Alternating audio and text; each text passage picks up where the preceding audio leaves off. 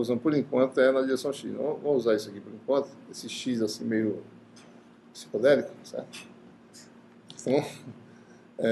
Então veja, o campo elétrico aplicado, certo? Produz uma força sobre o elétron, né? Tá aqui. A força elétrica, né?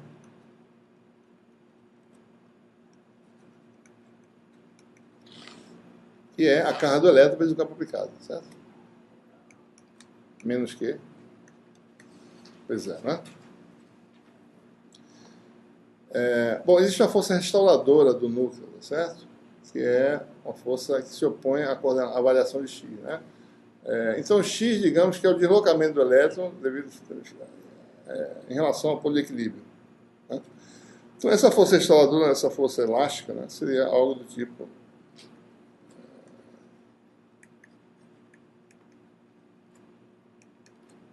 menos Q vezes o deslocamento de X, tá? Menos Q. Menos K é uma constante qualquer, vou chamar um K maiúsculo aqui para não confundir com aquele outro K no número de onda, certo? Vezes X, né? Esse K aqui a gente pode escrever sempre assim, massa, né? Sistema massa-mola, né? Frequência de oscilação quadrada, né? Então essa força elástica pode ser escrita assim, certo?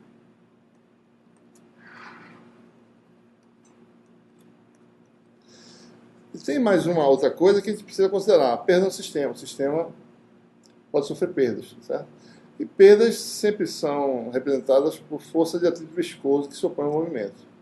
Então, se a velocidade dessa partícula é v, né, a força de atrito viscoso é uma constante vezes essa velocidade no sinal oposto, né? Isso também pode representar colisões no sistema, tá certo? Então, colisões podem representar de uma certa forma, como a gente viu no caso de condução elétrica, né, um tipo de atrito viscoso, né? Então, o sistema exibe uma certa viscosidade ao movimento dos seus portadores, né? Então, a força viscosa, vamos chamar assim, né,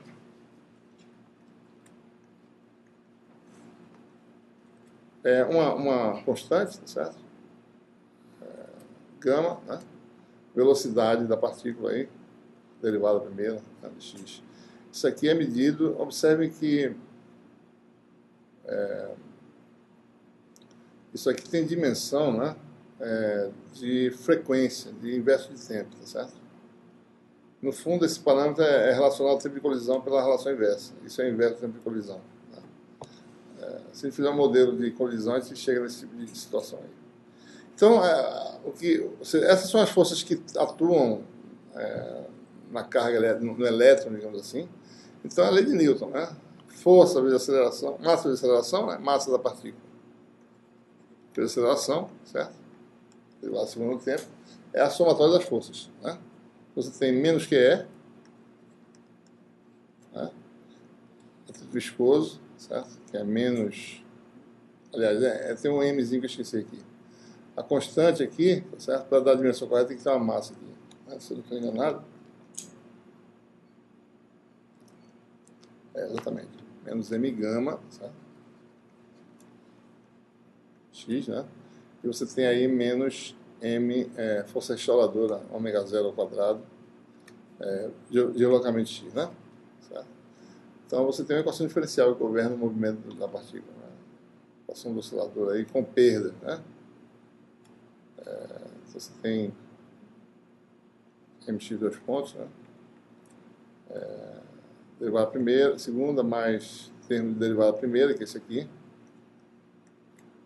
Passou mais m ômega zero ao quadrado x, igual a menos q vezes E, ou ainda, né, se você dividir pela massa, certo? Você obtém aí essa relação, né? Essa equação diferencial, né? X dois pontos, mais gama, x ponto, aí a gente vê melhor a dimensão das coisas, né? Mais ômega zero ao quadrado x, né? Igual a menos q sobre m é. Então é assim que cada átomo responde, né? Cada elétron responde. A gente, quando tiver mais adiante, vai considerar, inclusive, a resposta do próprio núcleo se mexendo em relação ao campo, certo? Por enquanto, a gente está admitindo que a gente quer olhar só a resposta devido aos elétrons, digamos assim, certo? Depois a gente vê, em geral, o que acontece, né? Bom, essa equação a gente pode resolver. Essa equação ela vai ter um regime transitório, tá certo? Dependendo do tipo de campo, né? Se você aplica um campo, liga de repente o campo, né? Esse campo é sinoidal, então essa resposta vai ter um transitório e vai de repente entrar em regime permanente. Então, se você tem um campo E, né? Que é parte real, né? É um fasor, tá certo? Fasor é exponencial de j ômega t. A sua resposta ela vai entrar em regime permanente, né? Depois de alguns ciclos, digamos assim, dependendo da perda do sistema, né?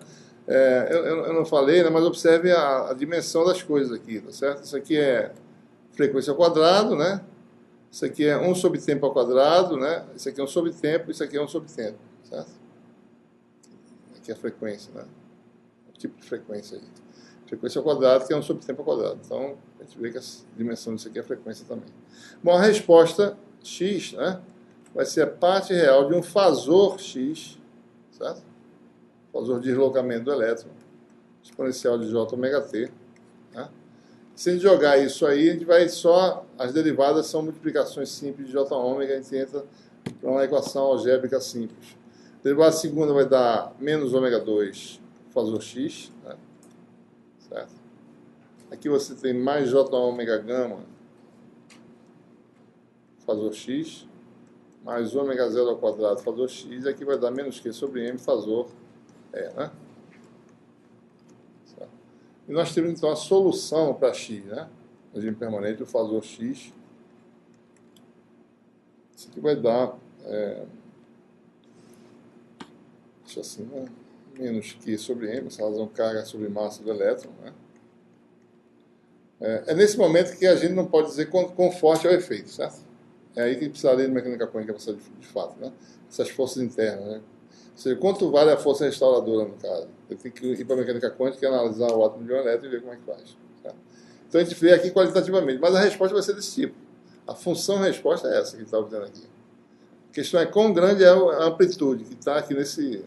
que deve ter um fator na frente que a mecânica quântica iria corrigir, certo? Então você tem essa razão aí, tá certo? Que é ômega 0 ao quadrado menos ômega ao quadrado, né? Certo? Mais j ômega gama, né? Nós temos aí uma função da frequência, né? Dependendo de qual a frequência do campo ômega em relação à frequência interna natural, a resposta pode ser mais forte ou mais fraca, tá? É isso que torna o material ter propriedade dependendo da frequência. Bom, aí aquele fluxograma que eu falei, calculou o deslocamento, calculou o momento de polo, o fasor momento de polo, né? P. Para mim não ficar faltando letra aqui, vamos deixar a mesma letra, certo? A gente sabe que isso aqui é fasor, né? Menos QX, certo? Então, menos com menos dá mais, vai dar o quê? Q2 sobre M é ômega 0 ao quadrado menos ômega 2 mais J ômega gama.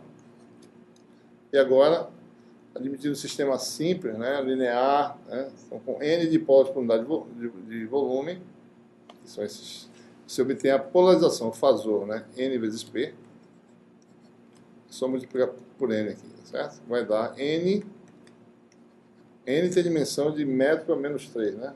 Chama-se 1 sobre volume. É número por unidade de volume. NQ2 sobre M sobre isso aqui, né? Mais J ômega gama. Certo? E finalmente você tem aí, então você tem a função polarização do material, né? E você obtém finalmente o D, né? ε0 é mais P. Certo? E aí você joga isso aqui dentro. Posso colocar assim, né? Isso aqui vai dar epsilon E. Certo? Se eu botar P aqui, observe P é a função de E, né? Eu posso arrumar e obter a função permissividade, né? Fica algo do tipo epsilon sobre epsilon 0 igual a 1 mais um termo que tem dimensão de frequência ao quadrado, chamado de ômega P. Certo? Depois a gente vai entender o que quer dizer essas coisas aí.